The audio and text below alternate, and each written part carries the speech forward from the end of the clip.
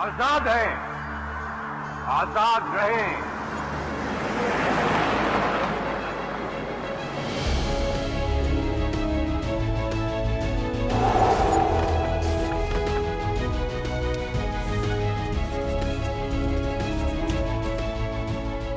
تحریک پاکستان اس خطے کے مسلمانوں کے لیے ایک الگ اور خود مختار وطن کے حصول کی ایک ایسی لازوال داستان ہے جو جد و جہد آزادی کے بے لوث کارکنوں کے ذکر کے بغیر ادھوری ہے، اور آزادی کی جد و جہد کے ساتھ قدم سے قدم ملا کر چلنے والا تاریخی شہر پشاور آج ہماری ملاقات ایک ایسی ہی شخصیت سے کروا رہا ہے جن کا نام عبداللطیف قریشی ہے۔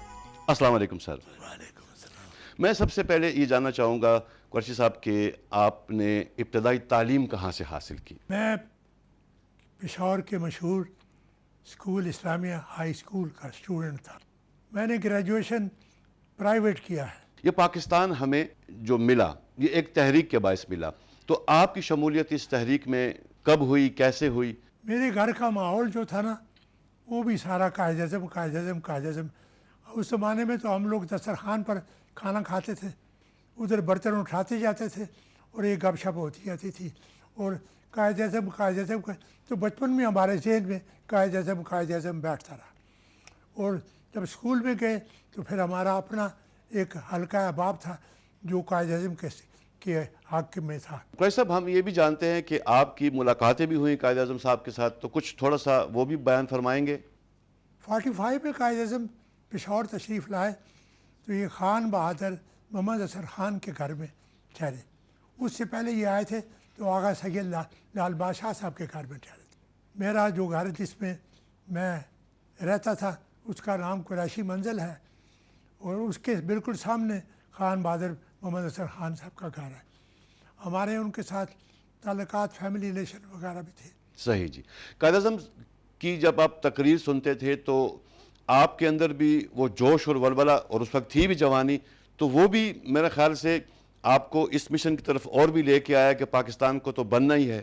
جب گھر میں کھانا کھاتے بھی قائد اعظم ہے، کھانا ختم ہوتے بھی قائد اعظم ہے، اور بات کرتے بھی قائد اعظم ہے، تو اور پھر اسٹوڈنٹس کے ساتھ اسٹوڈنٹ ایج تو یوں بھی گرم ہوتی ہے تو پھر تو اور بھی مزہ آتا تھا کہ قائد اعظم، تو وہ جذبہ اندر اور بڑھتا جا رہا تھا۔ یہ 2-4 برس کا قصہ نہیں، بلکہ یہ نصف صدی کی بات بھی نہیں، یہ تو 7 دہائیوں پرانی بات ہے، مگر قائد اعظم سے ملاقات کا احوال انہیں ایسے یاد ہے جیسے ابھی کل ہی کی بات ہو۔ میں ان اسٹوڈنٹ سے لوں جب ہمیں اسکول سے نکالا گیا، ریسٹیکیٹ کیا گیا، کیونکہ ہم 5-6 دن قائد اعظم کی تمام جلوسوں میں شامل تھے۔ ہم اسکول گئے ہیں اس 5 دن کے بعد جی۔ تو یا جان خان صاحب پرنسپل کو خدا جنت نصیب کرے، انہوں نے کہہ دیا کہ تم لوگ اب اسکول کے اسٹوڈنٹ نہیں ہو، تم جا سکتے ہو، میں نے تمہیں ریسٹیکیٹ کر دیے۔ تو ہم قائد اعظم کے پاس ایسے چلے گئے، ہمارا بزرگ ہے، ہمارا دوست ہے۔ اب ادھر گئے تو قیوم خان کے ساتھ میرے فیملی ریلیشن تھے، جی۔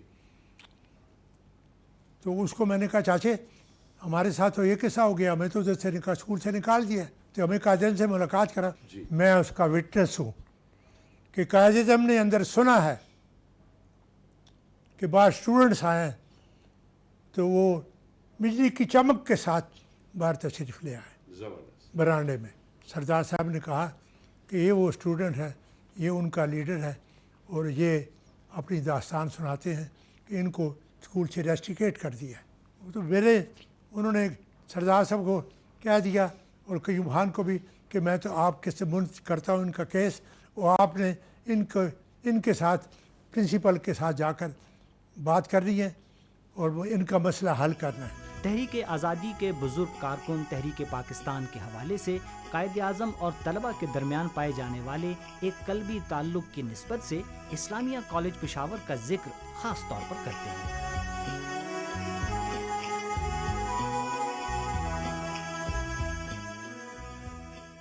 ایک دفعہ جب پہلے آئے ہیں تب بھی اسلامیہ کالج اور ایڈورٹیج کالج گئے ہیں، دوسری دفعہ جب آئے ہیں پھر بھی اسلامیہ کالج گئے ہیں، پھر پاکستان بننے کے بعد آئے ہیں تو بھی اسلامیہ کالج گئے ہیں، اور یوں زندگی میں اپنی ہر سال میں 2 دفعہ وہ علی تحریک پاکستان سے وابستہ پشاور کے قدیم اور تاریخی تعلیمی اداروں میں ایک نام ایڈورڈز کالج پشاور کا بھی ہے۔ ایڈورڈ کالج میں پرنسپل جو تھا وہ بھی انگریز تھا، تو قائد اعظم اسلامیہ ایڈورڈ کالج گئے ہیں، وہاں پر بھی ان کے قائد اعظم جہاں پر میں بھی ادھر کھڑا ہوتا تھا، پیچھے ہم کھڑے ہوئے تھے نا، تو وہاں پر مانومنٹ بھی بنا ہے قائد اعظم کا ایڈورڈ کالج میں۔ اور ایڈورڈ کالج ہمارے لیے ایک بہت بڑی سپورٹ تھی۔ جد و جہد آزادی میں اس قصہ گو شہر یعنی پشاور کے لوگوں کے جوش و جذبے کا ذکر چھڑ جائے تو عبداللطیف قریشی کے ذہن میں یادوں کے کئی دریچے کھل جاتے ہیں۔ ہمارے علاقے میں دو قسم کی زبانیں ہیں، ایک آدھا علاقہ ہندکو اسپیکنگ ہے، آدھا علاقہ پشتو اسپیکنگ ہے۔ وہ آپس میں کہہ رہے ہیں کہ یار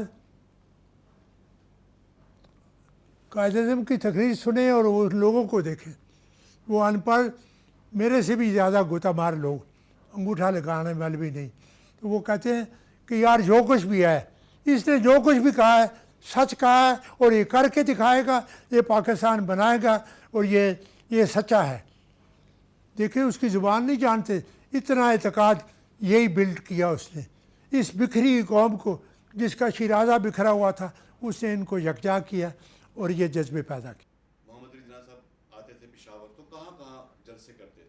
جلسوں کی بڑی جگہ ضرورت ہوتی تھی ہمیں، قصہ خانی میں تو جلسہ نہیں ہو سکتا تھا، چوک یادگار بھی چھوٹی تھی، جلسہ تو کننگھم پارک میں یا شاہی باغ میں، وہاں پر ہی جلسہ ہوتا تھا، وہاں پر ہی لوگ ہوتے تھے، کیونکہ لوگوں کو کوئی آپ یہ تو نہیں کہہ سکتے کہ لوگ چند ایک آئے ہیں، لاکھوں کی تعداد میں لوگ آتے تھے، ان گنت لوگ آتے تھے۔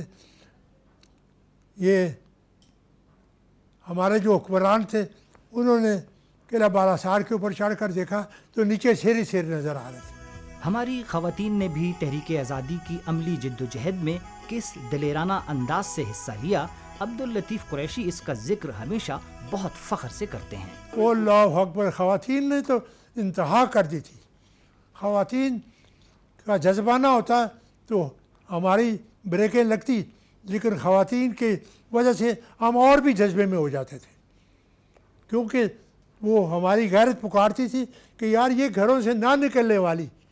پشاور میں ہمارا رواج تھا کہ ڈولی میں بیٹھ کر ایک گھر سے دوسرے گھر جاتی تھی، اور وہ جلوس میں آ جائیں اور جلوس میں شامل ہو، اور پشاور سے صدر تک جلوس جا رہا ہو اور وہ لوگ وہ جلسہ جلوس پہ شامل رہیں، بہت بڑی بات تھی۔ اپنا بچپن، لڑکپن اور جوانی تحریک آزادی کی نظر کرنے والے عبداللطیف قریشی کو جہاں جد و جہد آزادی سے جڑے بے شمار واقعات یاد ہیں، وہیں وہ وفا کی راہ میں ملنے والی چوٹوں کو بھی نہیں بھولے۔ یہ نشان ہے اور یہ نشان ہے، افغان بلڈنگ کے پاس انہیں لاٹھی چارج شروع کر دیا، میرا پاؤں پھسل گیا، جب میرا پاؤں پھسلا ہے تو میں گرا ہوں، تو پھر ادھر بھی لگی ہے، ادھر بھی لگی ہے، اور ادھر آنسو گیس بھی ہے، دکانداروں نے بالٹیوں میں پیاز بھی رکھا ہوا ہے، پانی بھی سپورٹ کر رہے ہیں، آدھی دکانیں بند کی ہیں، اس زمانے میں تختہ فیشن تھا، دکانیں یہ شٹر نہیں ہوتے تھے، تو یہ دکانداروں کا تعاون، لوگوں کا تعاون، لوگوں کا جذبہ، اور میں زخمی ہو گیا تھا۔ جد و جہد آزادی کو اپنی آنکھوں سے پروان چڑھتے اور پھر پاکستان کا خواب شرمندہ تعبیر ہوتے دیکھنے والے عبداللطیف قریشی کو پاکستان کا روشن مستقبل قائد اعظم کے زرعی اصولوں پر کاربند رہنے میں ہی نظر آ رہا ہے۔ پاکستان ہمیں پلیٹ میں رکھ کر نہیں دیا تھا، ادھر پنڈت جواہر لال نہرو تھا، پٹیل تھا، یہ بڑی بڑی بلائیں تھیں، انگریز دشمن، ہندو دشمن، ہمارے اپنے بھی دشمن، تو قائد اعظم نے یہ اس جذبے سے، اس محنت سے اس قوم کو یکجا کر کے یہ ملک حاصل کیا۔ وہ پھر ریپیٹ کرتا ہوں کہ پلیٹ میں ڈال کر ہمیں نہیں ملا، یہ بڑی محنت سے ملا، بہنوں کی، ماؤں کی قربانیاں، تو یہ واقعات ہیں۔ تو میں اپنی قوم کو کہتا ہوں کہ اور کچھ نہیں، تو یہ دیکھیں کہ اس ملک میں اتنے وسائل ہیں، مسائل بھی ہیں، مسائل بھی ہیں، وسائل بھی ہیں، یکجہتی کریں، قائد اعظم کا یونٹی، فیتھ اور ڈسپلن کو، کہ وہ جو ماٹو ہے اس کو سامنے رکھیں اور قدم بڑھائیں، انشاءاللہ میرے اللہ نے پہلے بھی ہم سے بڑی مہربانیاں کی ہیں. دنیا کا عجیب ملک کہ جو اسلام کے نام پر بنا ہے اور اس کا تحفظ بھی میرا اللہ کرے گا اور انشاءاللہ ہوتا رہے گا. لیکن یہ اس قوم کو یکجہتی اور تعصب سے دور ہو. آزادی کے سفر کو مکمل ہوئے تقریباً 1 صدی بیتنے والی ہے، مگر وہ نسل جس نے آنے والی نسلوں کے لیے ایک آزاد وطن کے خواب کو تعبیر عطا کرنے کے لیے ایک عمر بتا دی تھی، آج بھی عبداللطیف قریشی جیسی پرعزم شخصیات کی صورت میں آزادی کا جذبہ زندہ رکھے ہوئے ہیں. کوئی صاحب دل چاہ رہا ہے ایک نعرہ لگاؤں، اور میں یہ بھی چاہوں گا، درخواست ہے میری آپ سے کہ آپ بھی میرا ساتھ دیں. ٹھیک ہے سر؟ انشاءاللہ. پاکستان زندہ باد.